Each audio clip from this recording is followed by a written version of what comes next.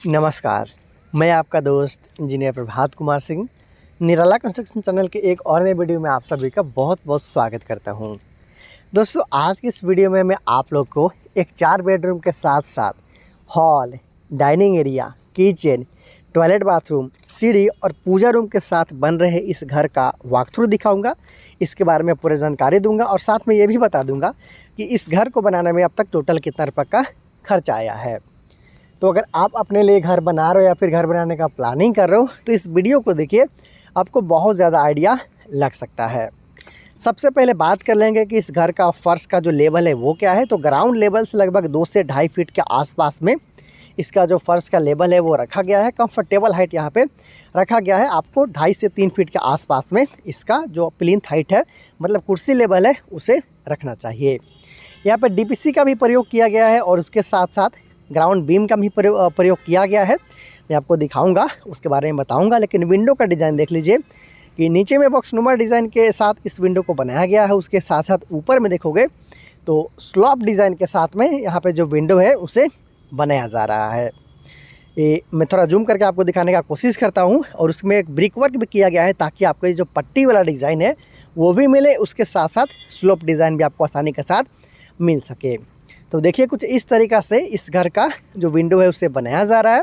साथ में देख सकते हो कि छत के ढलाई के समय लगभग 2.5 फीट के आसपास का ये पट्टी वाला बीम के साथ में छत का ढलाई किया गया है ताकि इसके ऊपर में बालकनी बनाया जाए या फिर जो छत का ढलाई के ऊपर कुछ किसी तरह का कंस्ट्रक्शन किया जाए तो आसानी के साथ वो लोड ले सके। बहुत सारा घर में देखा होगा आपने कि छज्जा जो निकाला जाता है उसमें क्रैक्स आने लगता है, इसलिए ये पट्टी डिज़ाइन दिया जाता है। उसके साथ साथ उसके ऊपर एक रद्दा और यहाँ पे ब्रिक वर्क करते हुए ये पूरा पट्टी डिज़ाइन आप देख रहे हो कि यहाँ पे निकाला गया है। कुछ लोग इसे आम भाषा में स्प्रिंग डिज़ाइन भी बोलते हैं। देख सकते हो सामने की तरफ इस तरीके से लगाया गया है। प्लास्टर करने के बाद अच्छे कलर कॉम्बिनेशन के साथ पेंट करने के साथ आपको एक अलग टाइप का लुक मिल सकता है, वो भी बहुत ही कम पैसा में। तो विंडो के बारे में मैंने आपको बता दिया है। ये है इस घर का फ्रंट व्यू। सामने की तरफ एक छोटा सा पोर्टिको भी बनाया गया है। उसके साथ साथ आप देख सकते हो ग्राउंड व्यू नीचे में यहाँ पे दिया गया। उसके साथ साथ ये डीपीसी का काम है वो किया गया है और डीपीसी के ऊपर ही इस घर का जो फर्श है उसे बनाया जा रहा है। तो चलिए इस घर के कॉलम और बीम के बारे में पहले जान लेते हैं, उसके बाद हम लोग इस घर के अंदर भी चलेंगे। ग्राउंड बीम में आप देख सकते हो ग्राउंड का जो लेवल है उसे उससे 3 से 4 इंची नीचे लगाया जाता है। और इसका साइज़ की बात कर लिया जाए तो 10 इंची बाय 10 इंची का यहाँ पे ग्राउंड बीम का प्रयोग किया गया है, आप देख सकते हो। इसमें 4 सरिया का उपयोग किया गया है 10 mm का। जबकि बात कर लिया जाए इस घर में लगे हुए कॉलम का, ये जो आप कॉलम देख रहे हो जिसे आम भाषा में लोग पिलर भी बोलते हैं, तो इसका साइज़ का बात कर लिया जाए तो इसे भी 10 इंची बाय 10 इंची का यहाँ पे रखा गया है। और इसमें सरिया की बात कर ली जाए तो इसमें भी 4 सरिया का प्रयोग है वो किया गया है। देखिए, इधर से अगर आप नापते हो तो आपको 9 से 9.5 इंची के आसपास में आएगा, इधर से भी 9.5 इंची के आसपास में आएगा। लेकिन प्लास्टर के बाद ये 10 इंची बाय 10 इंची के आसपास का जो साइज़ है वो आ जाता है। इसमें भी 4 सरिया का प्रयोग किया गया है 12 mm का। बीम में मैंने बताया था आपको कि 10 mm का 4 सरिया का प्रयोग किया गया है, जबकि कॉलम में 4 सरिया का ही प्रयोग किया गया है, लेकिन वो 12 mm का है। उसके बाद देख सकते हो ग्राउंड बीम के बाद में 3 से 4 रद्दा चलाने के बाद में यहाँ पे डीपीसी का काम किया गया है। ये देख सकते हो डीपीसी है। इसका मोटाई का बात किया जाए तो आप 2.5 से 3 इंची के आसपास में इसका मोटाई रख सकते हो।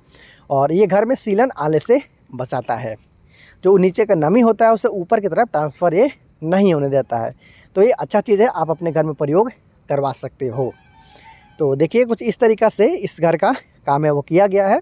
और यहाँ पे एक छोटा सा, आप इसे पोर्टिको भी बोल सकते हो या फिर वेटिंग एरिया भी बोल सकते हो। देख सकते हो सर्कुलर शेप के कॉलम के साथ इसे बनाया गया। थोड़ा दूर से मैं आपको दिखाता हूँ ताकि आप लोग को समझने में किसी भी तरह का दिक्कत का सामना नहीं करना पड़े। ये देख सकते हैं मेन एंट्रेंस जो घर का है वो यहीं से है। लगभग 8 फीट बाई 9 फीट के आसपास का ये साइज़ है।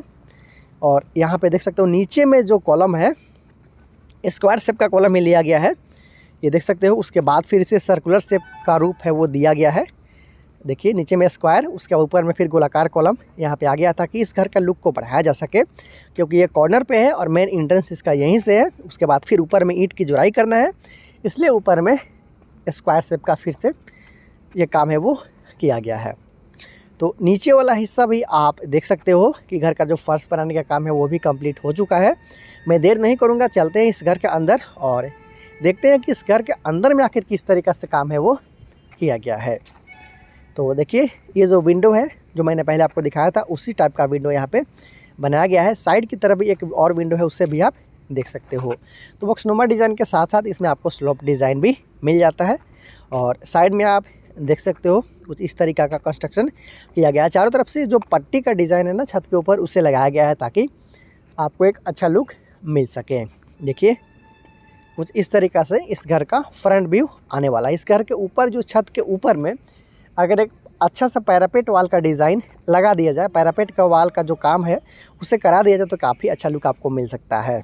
तो देख सकते हो कंफर्टेबल हाइट भी यहाँ पर रखा गया है इस घर का जो प्लिंथ का लेवल है उसे।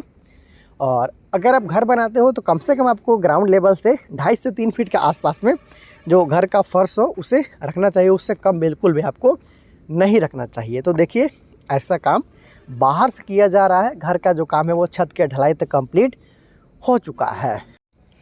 तो बाहर का काम मैंने आपको दिखा दिया है, कॉलम और बीम के बारे में मैंने आपको पूरा काम अब तक का जो भी है उसे दिखा दिया है।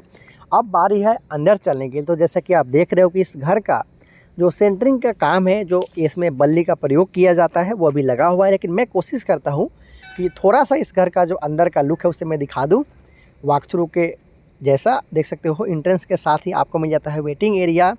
उसके साथ साथ घर में जैसे आप इंटर करते हो आपको मिल जाता है बड़ा साइज़ का हॉल के साथ साथ डाइनिंग एरिया यहाँ पे आपको आसानी के साथ इस घर में मिल जाता है। किचन का काम है उसे आप देख सकते हो कि एल शेप का किचन प्लेटफॉर्म के साथ यहाँ पे बनाया जा रहा है। उसके साथ साथ इसमें आपको 3 बेडरूम के साथ साथ जो है hall, dining area, kitchen, toilet, bathroom के साथ आपको सीढ़ी भी देखने को मिल जाता है। इसका काम आप देख सकते हो कि छत का ढलाई तक का जो काम है वो कंप्लीट किया गया है और नीचे का जो फर्श है उसे भी बना लिया गया है। ढलाई के द्वारा इस घर का जो फर्श है उसे बनाया गया है, आप देख सकते हो। तो इसके बाद आप चाहो तो टाइल्स या फिर मार्बल का प्रयोग और या फिर ग्रेनाइट का प्रयोग भी करवा सकते हो। ये आपके ऊपर है कि आप किस तरीक़ा से फिनिश करवाते हो। जैसे आप अच्छा काम करवाते हो आपका जो कंस्ट्रक्शन कॉस्ट है वो ऊपर चला जाता है। इसीलिए मैं आप लोग को ज़्यादा कोशिश करता हूँ कि छत का ढलाई तक का ही दिया जाए, क्योंकि ज़्यादातर लोग जो है वो ए ग्रेड का जो हाउस है वो नहीं बना पाते हैं। वो अपने अनुसार अपने बजट के अनुसार काम करवाते हैं, लेकिन छत का ढलाई तो सभी करवाते हैं। इसलिए मैं ज़्यादातर कोशिश करता हूँ कि छत का ढलाई तक का ज़्यादा से ज़्यादा वीडियो आप लोग को दिखाया जाए, ताकि आप लोग का जो हेल्प है वो ज़्यादा से ज़्यादा मात्रा में किया जा सके।